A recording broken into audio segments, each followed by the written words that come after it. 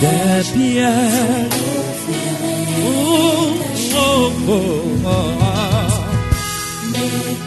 Ça vient par le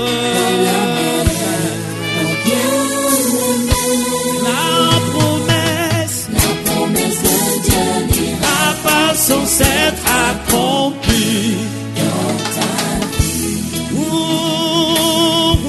Tes ennemis échoués. Apôtre, il est en plus guide spirituel, il est en plus le leader d'une œuvre qui a été laissée par un homme que nous connaissons tous en la personne de l'apôtre Papa Samuel Ndié Obaké. Et il vous parlera de lui et en même temps il est le PDG. Dis avec moi un PDG. Vous comprenez que les hommes de Dieu peuvent aussi être des PDG. Vous connaissez ce que veut dire PDG? Hein? On parle à haute voix. Papa, il y a beaucoup de tirs. Je veux que toi tu viennes parler à tes enfants. Est-ce qu'on peut se tenir debout pour recevoir cet homme, ce guide spirituel, qui est le président des églises presbytériennes évangéliques?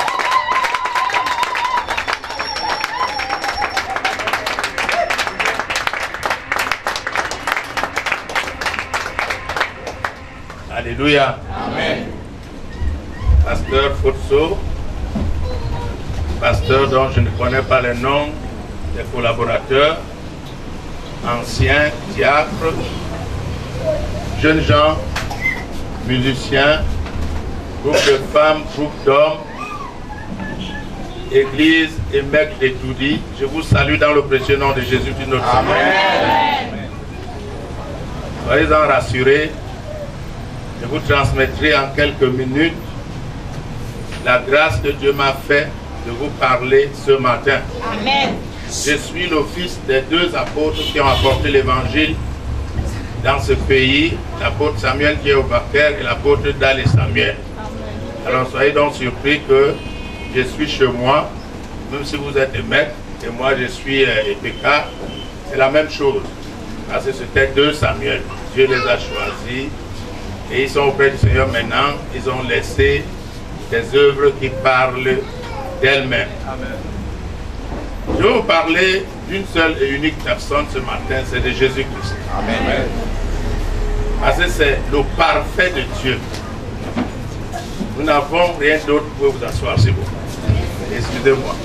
Quand je me lance, j'oublie les autres. C'est le parfait de Dieu. Il n'y a rien d'autre qui puisse attirer notre cœur, nos pensées, notre raisonnement, qui puisse nous rendre plus intelligents que cet homme que Dieu a envoyé dans ce monde afin de récupérer ce qui était perdu et de lui ramener son peuple à lui, Dieu. Est-ce que le peuple peut dire Amen? Amen. Et pour cela, quand il est venu, il a donné des recommandations. Le début de son ministère, qui est dans Matthieu 4, Matthieu 5, Matthieu 6, etc. Il a parlé de beaucoup de choses. Mais je vous parlerai de deux choses ce matin qui minent la vie de tout un chacun de nous, que tu sois chrétien, prophète, pasteur, apôtre, évangéliste, ancien, diacre, jeune. Parce que lui qui est venu nous transmettre la pensée de Dieu, il savait que les hommes qu'il attirerait vers lui pour les instruire auront ces deux préoccupations. Et c'est de cela que je veux parler. Il s'agit des soucis et des inquiétudes. Et vous savez, c'est le gobelet de chacun de nous de chaque jour. Les soucis, les inquiétudes. Alors sans plus tarder, nous allons le lire, pour que nous ne perdions pas du temps. Dans Matthieu 6, je vous aiderai.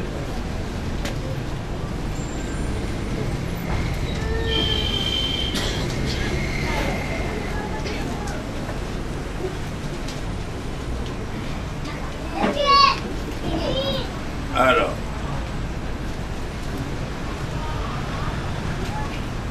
nous y sommes. Matthieu 6 à partir du verset 25. Je vais lire.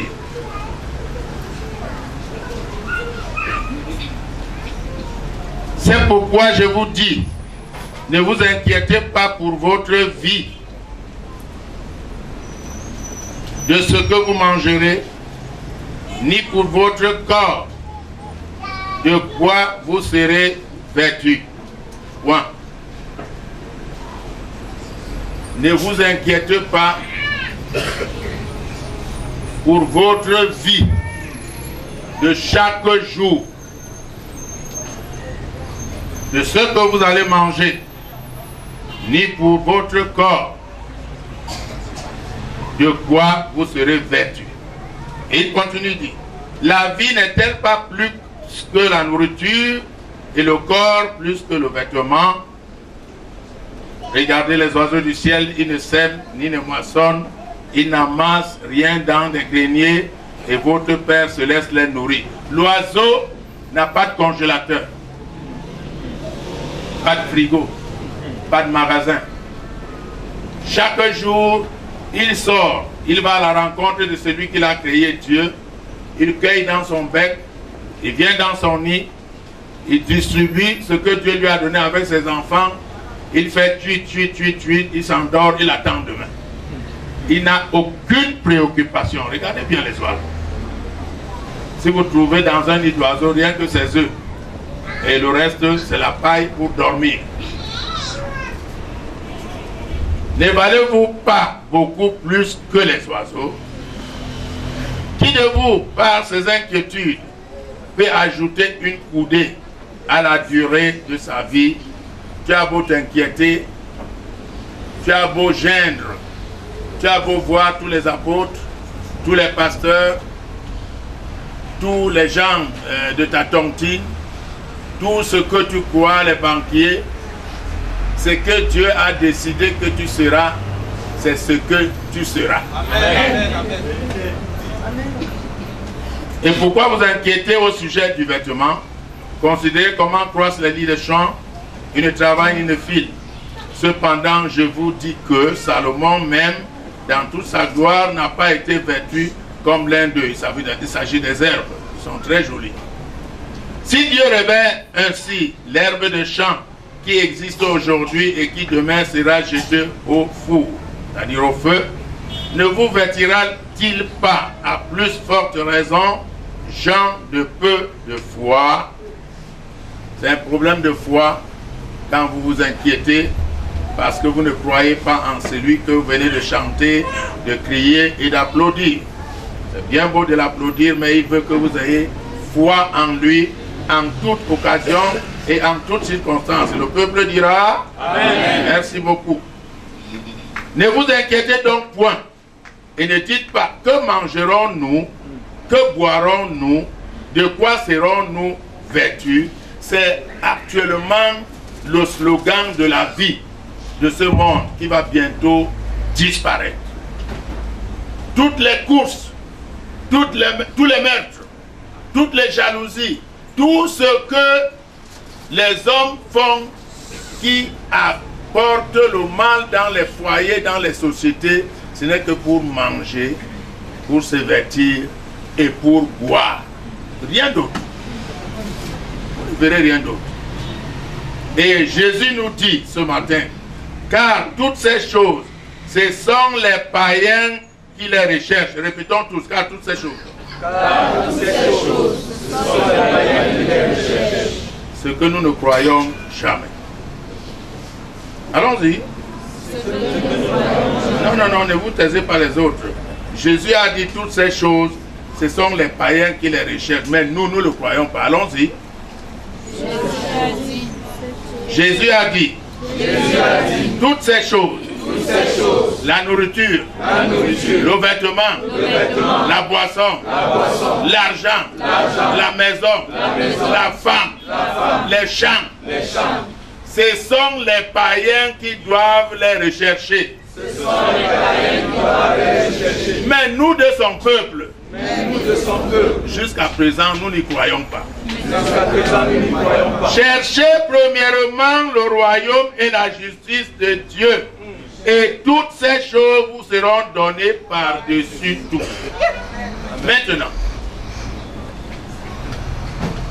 cherchez premièrement le royaume et la justice de Dieu. C'est là où ça va être dur. C'est ce que Dieu a déclaré. Et vous savez que tout ce que Dieu dit, il l'accomplit toujours. Amen.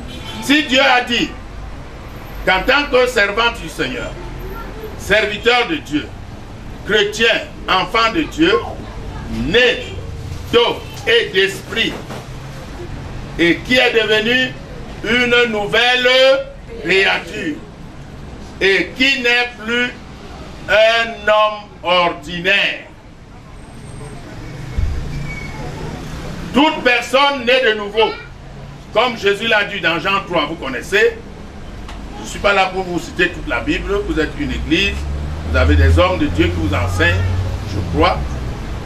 Tant que tu es déjà né de nouveau, ayant tué le corps, ayant reçu Christ en toi, Dieu déclare que tu es devenu une nouvelle créature. À partir de cet instant, tu n'es plus un homme ordinaire. C'est la vérité. Mais si tu ne crois pas à cela, tu ne seras jamais cela. Alors, à partir de cet instant, tu dois faire exactement comme Jésus a fait.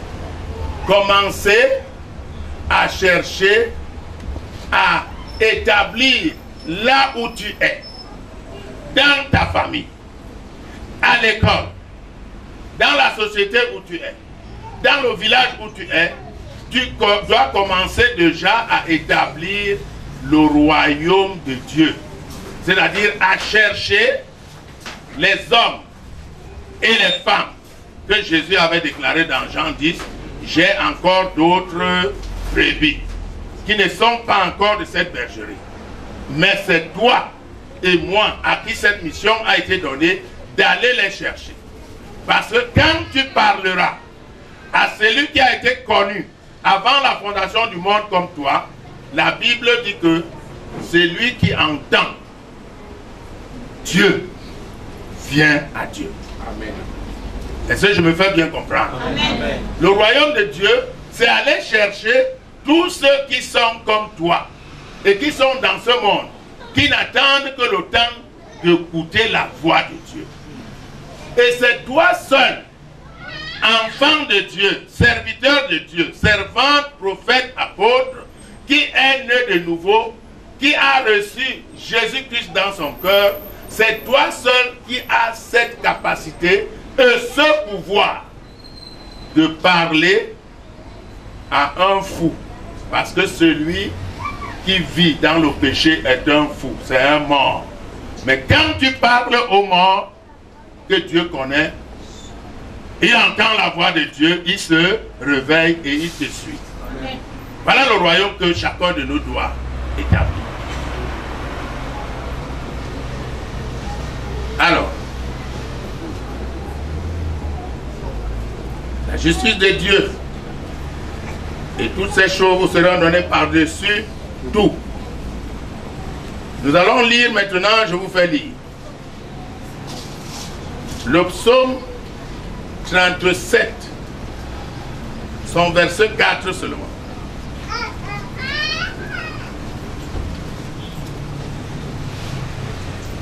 Rapidement. Psaume 37, verset 4. Oui. Fais de l'Éternel tes délices et il te donnera ce que ton cœur désire. Voilà. Fais de l'Éternel tes délices. C'est-à-dire, aime tout ce qui est de Dieu, plus que ce que tes yeux humains voient. Amen. Et ça, je me fais bien comprendre. Amen. Le monde a toutes sortes de charmes, d'attraits qui peuvent distraire un enfant de Dieu. C'est Dieu qui l'a voulu. Il a donné au diable le pouvoir et la possibilité de nous tenter, de nous faire la guerre. Demandez-moi pourquoi. Je n'entends pas, il n'y a que 3 personnes. Non, les autres, voilà. Mais parce qu'il sait qu'il s'est réfugié en nous. Amen. Est-ce que vous m'entendez? Amen. Quand Dieu veut se glorifier, il se cache dans une chose faible.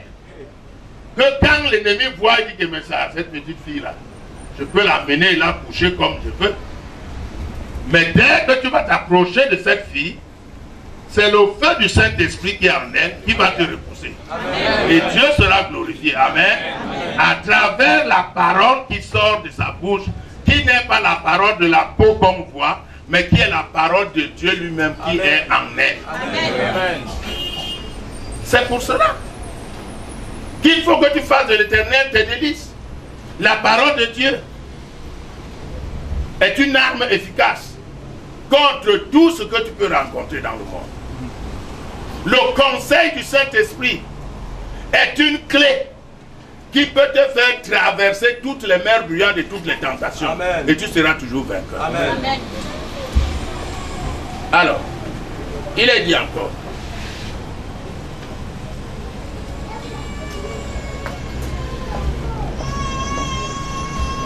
Dans Matthieu, je ne sais pas, c'est Matthieu 33, 18.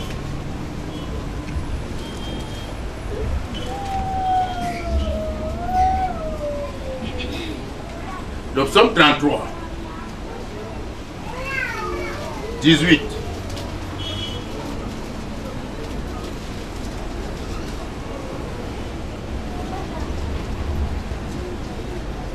Voici l'œil de l'Éternel est sur ceux qui le craignent, voilà. Sur ceux qui espèrent en sa bonté. Voici l'œil de l'Éternel est sur ceux qui le et sur ceux qui font comment? Qui espèrent en sa bonté. Quand Dieu te dit de chercher son royaume et que tu ne cherches pas le reste, mais tu vas dire Dieu m'a donné les mains. Pour faire quoi? Les pieds pour faire quoi? La bouche pour faire quoi? Mais justement, c'est pour annoncer son royaume. Vous savez, les témoins de Jéhovah ont conquis le monde, sauf le vrai monde. Mais parce que c'est des personnes qui, jour et nuit, marchent avec la parole de Dieu et attaquent toute personne qu'ils peuvent rencontrer. Mais les vrais enfants de Dieu ont honte de Christ. Pour que vous voyez les enfants de Dieu évangéliser, chercher à établir le royaume, il faut d'abord que le pasteur organise une campagne d'évangélisation. Jésus n'en a pas fait. Est-ce que nous sommes d'accord? Amen. Jeunes gens, nous sommes d'accord que Jésus n'a pas organisé une campagne. La Bible dit qu'il parcourait de village en village, annonçant le royaume de Dieu. C'est tout. Donc nous n'avons pas besoin que les musiciens nous accompagnent pour faire l'attrait des hommes, parce que c'est trop facile. Et vous ne réussissez pas dans ce système tout simplement parce que Dieu a horreur de ça. Dieu a horreur que vous avez honte de lui. Pourquoi il faut que c'est la musique qui fasse grain-grain pour que quelqu'un vienne? Pourquoi ne prends-tu pas tes pieds? Pourquoi ne transpires-tu pas? Pourquoi on ne crache pas sur toi? Pourquoi on ne peut pas te bousculer que fous le camp avant que tu ne gagnes une âme et que ton âme se délecte du plaisir d'avoir triomphé pour Dieu? Amen. Vous voyez, les campagnes d'évangélisation, c'est des choses. Mais, il est dit, c'est en confessant de sa bouche, qu'on parvient où? Mais c'est ça. Il dit, ce peuple m'honore des lèvres, mais son cœur est loin de moi. Si ton cœur est en Dieu, non, tu feras de Dieu tes délices. Amen. Tu aimerais que chacun connaisse ton Jésus, comme j'ai entendu tout à l'heure. Hein? Les jeunes filles, les jeunes gens, chacun voudrait dire que non, je veux annoncer Christ. Alors, il est dit, vous savez pourquoi nous ne faisons pas la volonté de Dieu d'annoncer le royaume, de ne pas chercher les autres choses? Est-ce que vous savez pourquoi? Mais parce que nous avons perdu la clé.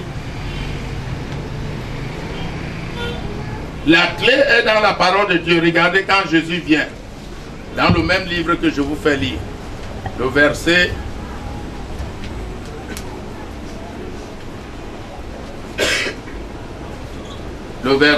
5 du même livre, Matthieu 6.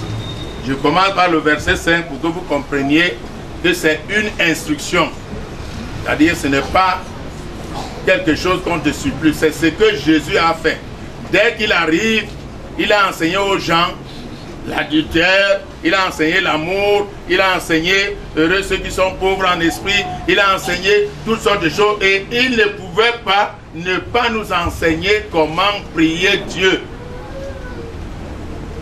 Est-ce que vous m'entendez? Ta façon de prier, si elle n'est pas conforme à ce que le maître de la prière a enseigné, il y aura toujours des échecs. Alors, il dit lorsque vous priez, ne soyez pas comme les hypocrites. Voyez, il y a certaines personnes qui prient, mais pour se faire voir, qui aiment à prier debout dans les synagogues et au coin des rues pour être vus des hommes. Je vous le dis en vérité, ils ont leur récompense. Le verset 6.